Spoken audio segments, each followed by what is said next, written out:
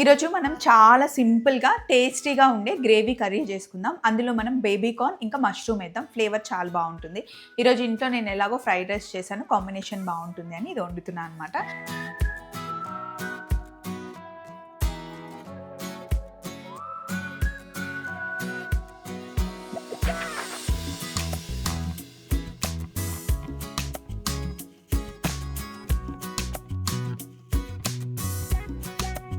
ఇక్కడ చూడండి, ముందే నేను వాటర్లో 2 ఉల్లిపాయలు టమాటాలు వేసి మంచిగా బాయిల్ చేసా.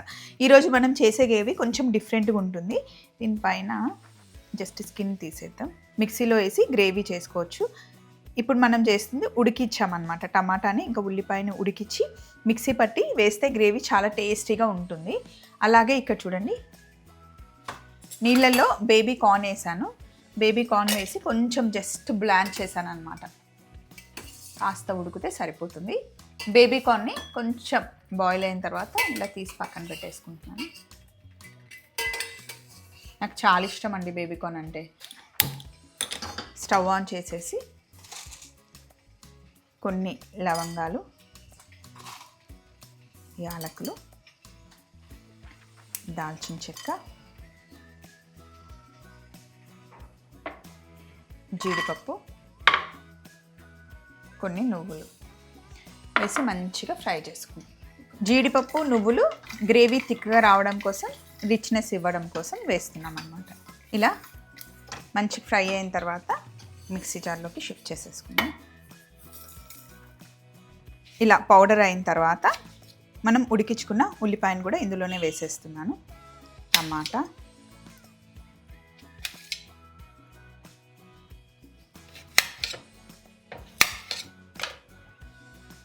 అలాగే వెల్లుల్లి, ఇవన్నిటిని ఇప్పుడు మొత్తం ఫైన్గా మిక్సీ పట్టుకుందాం. ఇలా చక్కగా పేస్ట్ చేసేసుకోవాలి.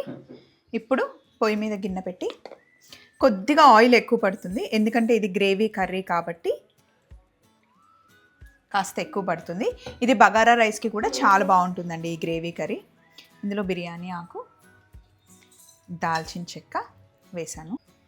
ఇది కాస్త వేగిన తర్వాత ఇందులో బేబీ కార్న్ ఇంకా మష్రూమ్ వేసి ఫ్రై చేసుకోవాలి.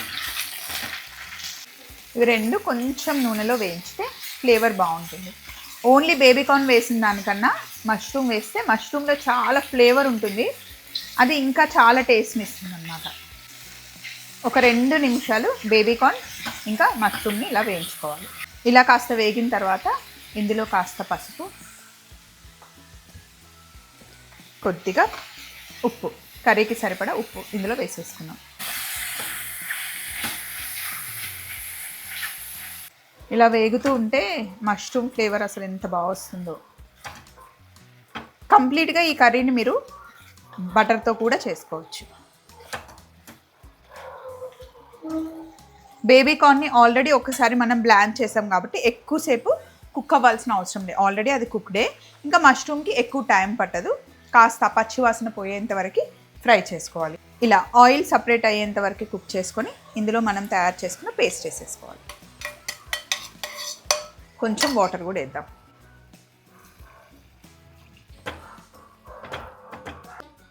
ఇలా కాస్త ఉడికొచ్చిన తర్వాత కొద్దిగా కారం, అలాగే కాస్త గరం మసాలా. నేను ఎవరెస్ట్ గరం మసాలా వేసాను, మీ దగ్గర ఏది ఉంటే అది వేసేసుకోండి. ఒకసారి ఇదంతా వేసి మంచిగా మిక్స్ చేసేసుకొని ఉప్పు కారం ఒకసారి మీ టేస్ట్కి తగ్గట్టుగా వేసుకొని టేస్ట్ చూసుకోండి. ఇన్ కేస్ కావాలి అంటే యాడ్ చేసుకోవచ్చు. మూత పెట్టేసి నూనె తెల్లేంత వరకు కుక్ చేసుకోవాలి. అంతే, ఎంత సింపుల్గా చేసాం చూసారా. ఉంటే కనుక లాస్ట్లో కాస్త ఫ్రెష్ క్రీమ్ యాడ్ చేసుకుంటే బాగుంటుంది. ఒక్క 5 మినిట్స్ ఉడకనిద్దాం. సో ఇలా మంచిగా గ్రేవీ ఉడికి ఉడికి ఉడికి దగ్గరికి రావాలి. మూత తీస్తే ఇలా ఉంటుంది. ఎక్కువ కారం ఉండదండి, మైల్డ్గా చాలా టేస్టీగా. రోటీతో అయినా బాగుంటుంది, రైస్తో కూడా బాగుంటుంది. ఇందులో ఇప్పుడు నేను కొంచెం ఫ్రెష్ క్రీమ్ వేసాను. ఫ్రెష్ క్రీమ్ వేయడం వల్ల చాలా రిచ్నెస్ వస్తుంది, కమ్మదనంగా ఉంటుందన్నమాట. ఫ్రెష్ క్రీమ్ వేసిన వెంటనే ఎక్కువ కుక్ చేయాల్సిన అవసరం లేదు, స్టవ్ ఆఫ్ చేసేసుకుంటే సరిపోతుంది. అంతే, బౌల్లోకి తీసుకుందాం రండి.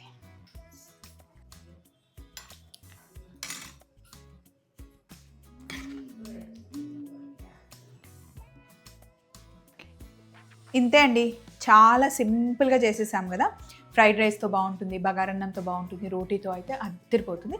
ఒక్కసారి ఈ స్టైల్లో చేసి చూడండి, బాగుంటుంది. చలో మరి మళ్ళీ కలుద్దాం. Bye bye.